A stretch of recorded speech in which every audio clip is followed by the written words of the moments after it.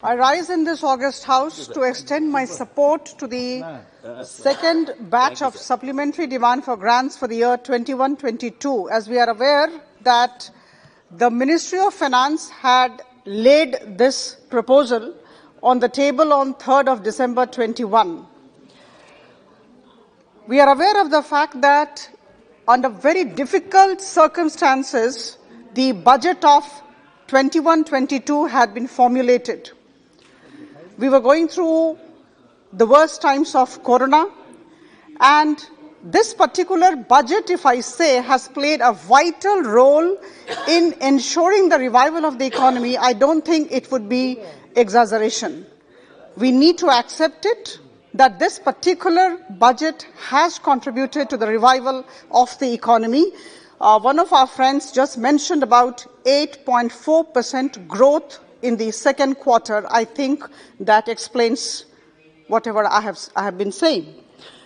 Sir, this budget of 21-22 embodies in itself three elements we need to acknowledge, we need to appreciate. Number one, hope. Number two, vigor. And number three, confidence. Now, it embodies hope, which we carried among ourselves during the toughest times. All of us work together. As Madam Sule rightly said, the central government and all the state governments under the leadership of the Prime Minister and the respective chief ministers have worked very closely combating combating COVID-19. As far as the element of vigor is concerned, this was embodied in all the youth.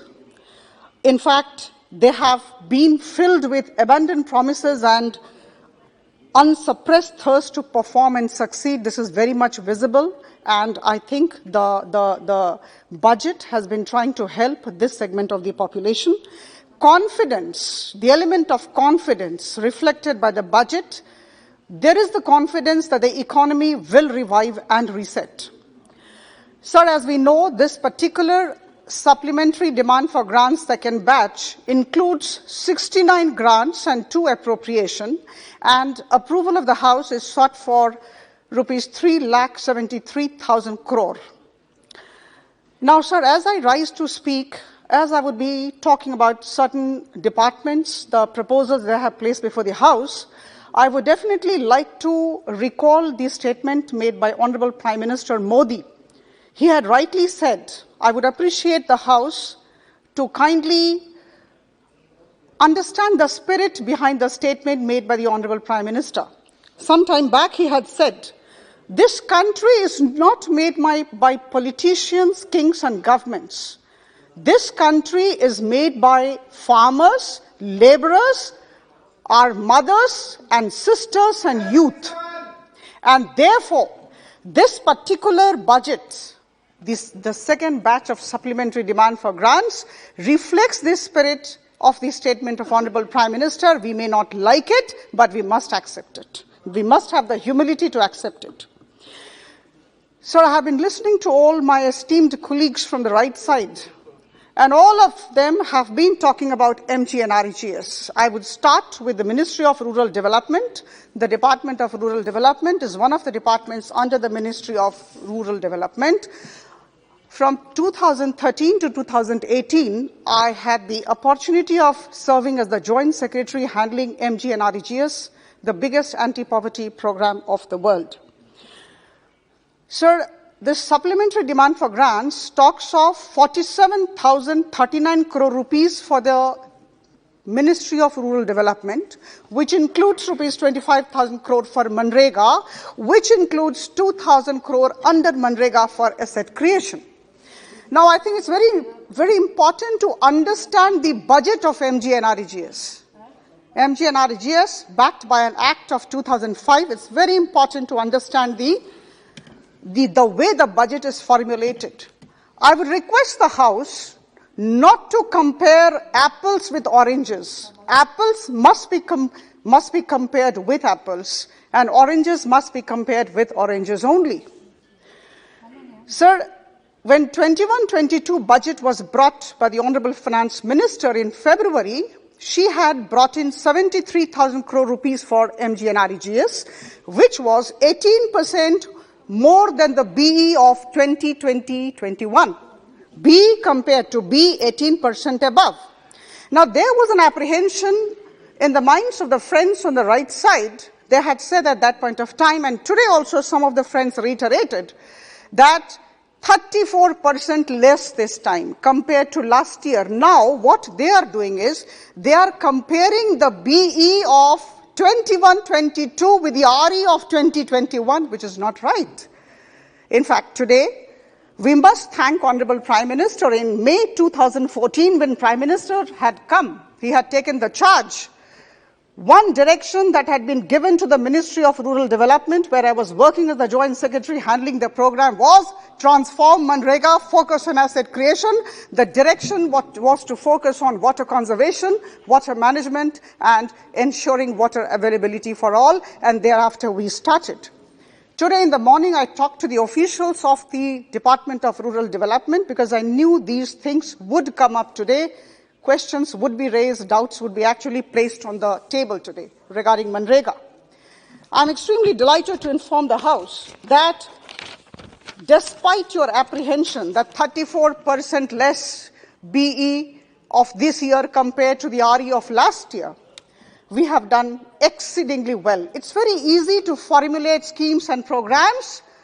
A good governance model is one which actually ensures that the schemes and programs are implemented properly. Whatever the resources that were available were put to right use. And today I'm delighted to tell you, I don't have to read the papers also. 60 lakh assets have been created till date this financial year, not a mean achievement. And 256 crore person days have been generated. And one more thing, I wish Mr. Shashi Tharoor, the erudite scholar, would have been here. Unfortunately, he's not there. He didn't listen to us. 99.62% of the people who had requested for jobs, or rather requested for wages under Manrega, under employment under Manrega, were offered employment by the whole setup.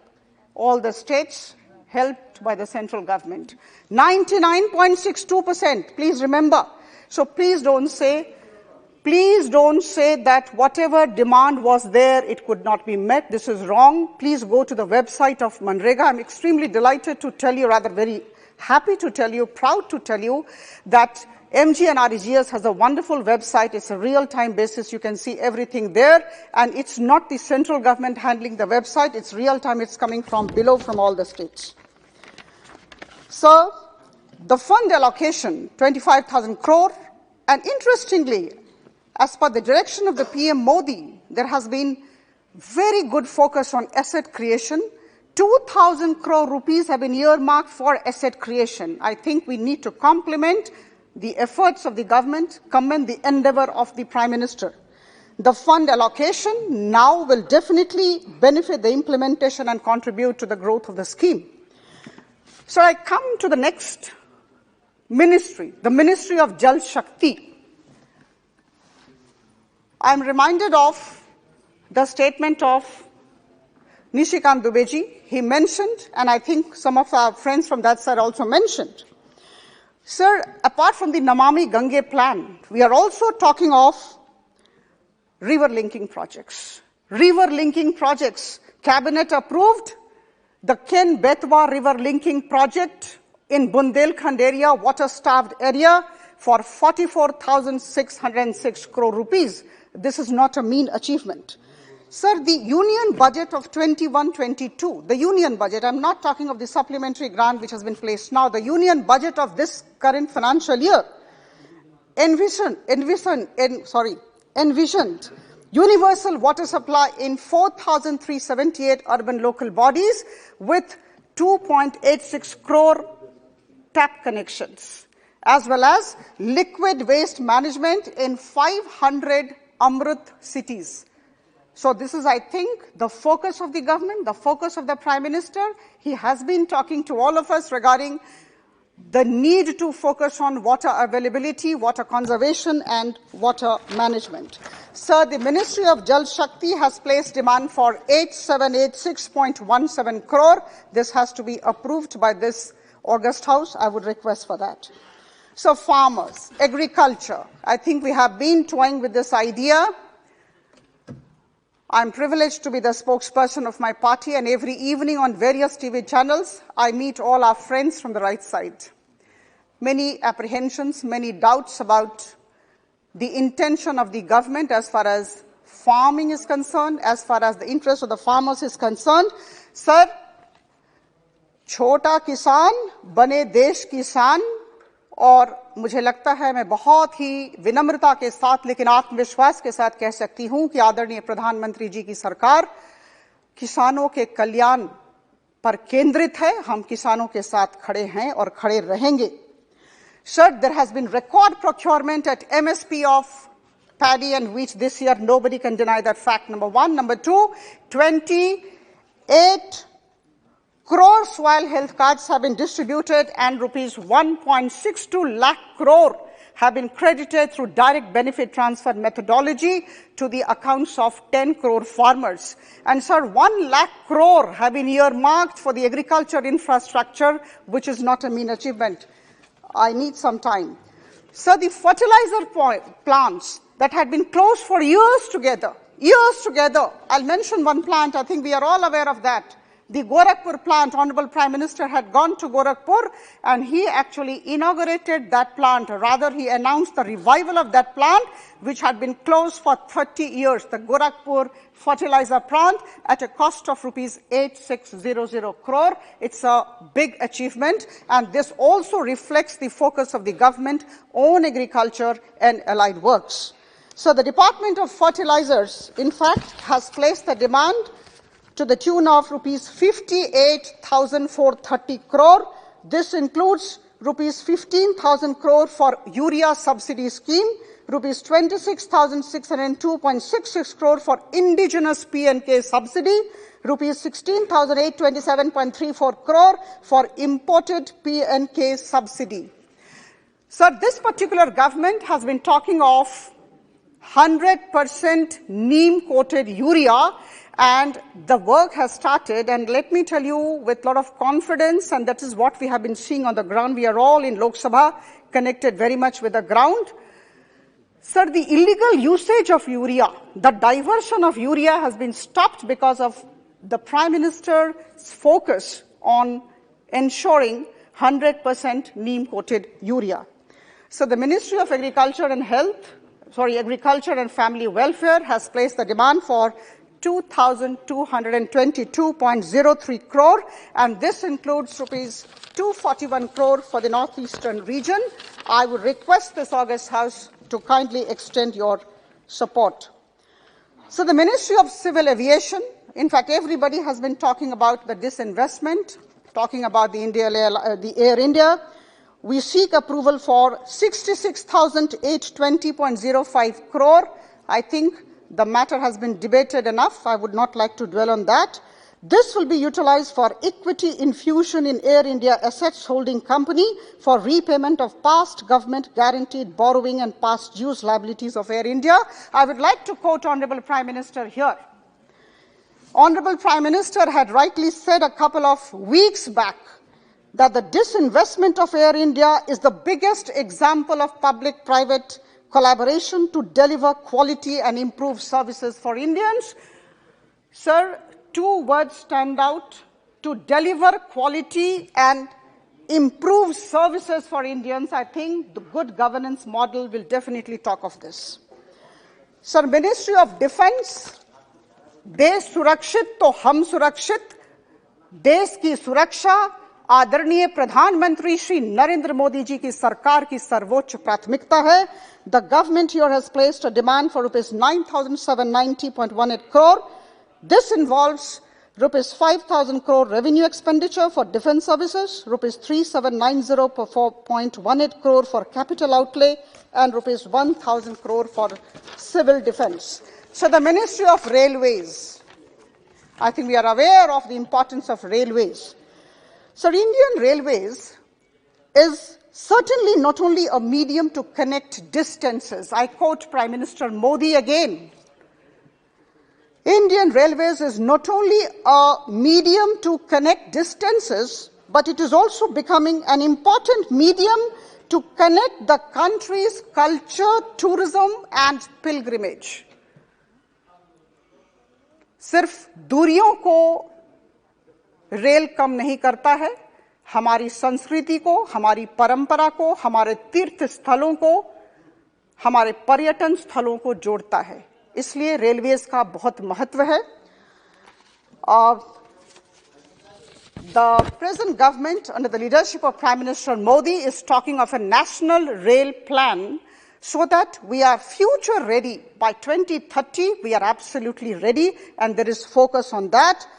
आपने कल रात के कुछ तस्वीर आपने देखे होंगे social media में और आज के खबर कागज में भी, अखबारों में घूम रहे हैं.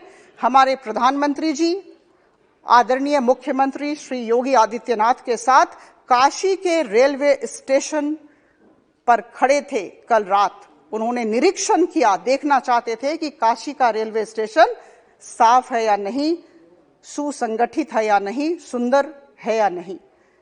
तो मुझे लगता है अगर देश के प्रधानमंत्री मध्यरात्रि में रेल स्टेशन पर घूमे तो देश के लिए एक बहुत ही शुभ संकेत है. अच्छा लगे या न लगे, लेकिन जो सच है उसे हमें मानना पड़ेगा.